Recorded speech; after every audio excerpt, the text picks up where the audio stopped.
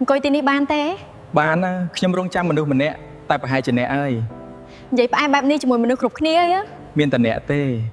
អ្នកញញឹមស្អាតណាហេតុអ្វីចូលចិត្តសរសើរខ្ញុំម្លេះព្រោះខ្ញុំមិនអាចលាក់អារម្មណ៍បានរាត្រីនេះស្ងប់ស្ងាត់ណាស់តែបេះដូងខ្ញុំមិនស្ងប់ទេពេលនៅក្បែរអ្នកចេះធ្វើឲ្យខ្ញុំអៀនណាបើផ្លូវនេះវែងប៉ុណ្ណាខ្ញុំក៏ចង់ជិះជាមួយអ្នកអញ្ចឹងកុំបោះដៃចោលខ្ញុំណាខ្ញុំសន្យាផ្កានេះសម្រាប់អ្នកស្អាតណាស់តែខ្ញុំគិតថាអ្នកស្អាតជាងផ្កាទៀតបើអ្នកនិយាយបែបនេះខ្ញុំប្រហែលជាលងស្នេហ៍អ្នកកាន់តែខ្លាំងហេតុអ្វីអ្នកលាក់ខ្ញុំមិនចង់ឲ្យអ្នកឈឺចាប់តែការលាក់បាំងវាធ្វើឲ្យខ្ញុំឈឺចាប់ជាងមុនខ្ញុំគិតថាខ្ញុំអាចរស់ដោយគ្មានអ្នកបានតែគ្រប់វិនាទីខ្ញុំនឹកអ្នកខ្ញុំមិនអាចបាត់បង់អ្នកបានទេសូមឲ្យខ្ញុំមានឱកាសម្ដងទៀតខ្ញុំគិតថាអ្នកមិនមកទៀត